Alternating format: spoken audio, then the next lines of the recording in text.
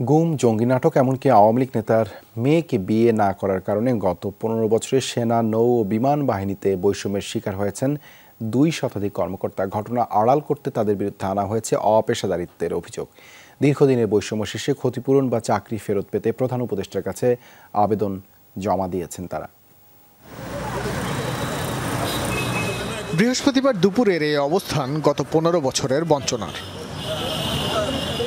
তাদের অভিযোগ, কাউকে কারণ দেখিয়ে, কাউকে না দেখিয়ে সেনা, নৌ ও বিমান বাহিনী থেকে চাকরিচ্যুত করা হয়েছে। বৃষ্টিতে ভিজে বা রোদে শুকিয়ে বঞ্চনার নানান কথা সাংবাদিকদের কাছে তুলে ধরেন তারা। বিডিআর হত্যাকাণ্ডের যে জাতীয় কমিশন হয় সেটার সেনাবাহিনীর সদস্য ছিল, সেনাবাহিনীর প্রতিনিধি ছিলাম। এই তদন্ত কমিশনের আমি একটা পর্যায়ে আমাকে নিষ্ক্রিয় করে ফেলা হয়। খসড়া ড্রাফট যখন ফাইনাল পর্যায়ে, প্রথম কথা হচ্ছে কাজে আমরা অনেক বাধা পেয়েছি, সুষ্ঠুভাবে কাজ করতে পারিনি, সেটা একটা বিষয়।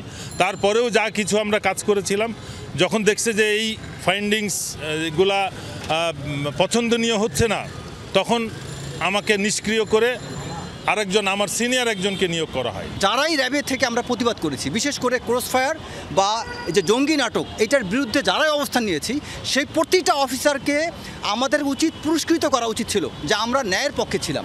সেই অফিসারগুলোকে ভিক্টিমাইজ করা হয়েছে, মানসিক নির্যাতন করা হয়েছে। তারা বলছেন শুধুমাত্র চাকরিচ্যুত নয়, সামাজিক এবং পারিবারিকভাবে নিগৃহীত করা হয়েছে দীর্ঘদিন ধরে। আমি ভারতের বিরুদ্ধে কেন গোয়েন্দা প্রতিবেদন তৈরি করতে গেছি? আমি বাংলাদেশ নৌবাহিনীর একজন ব্রাইট অফিসার। আমি 6টা জাহাজের ক্যাপ্টেন ছিলাম, বাংলাদেশ নেভাল একাডেমিতে ইনস্ট্রাক্টর ছিলাম, 2টা স্টাফ কোর্স করেছি।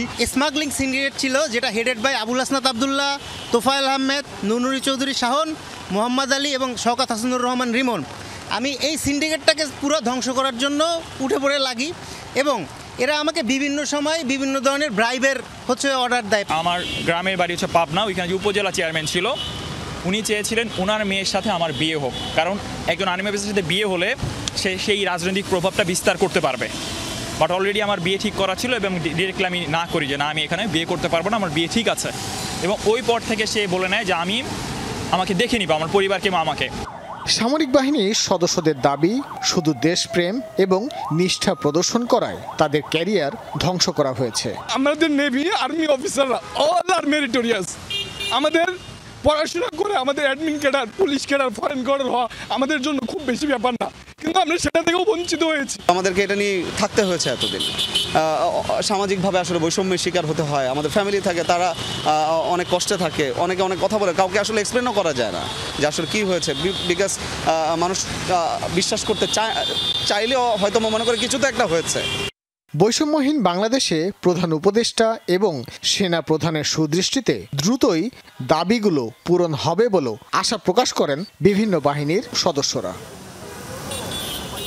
ভাস্কর ভাদুরী, যমুনা নিউজ, ঢাকা।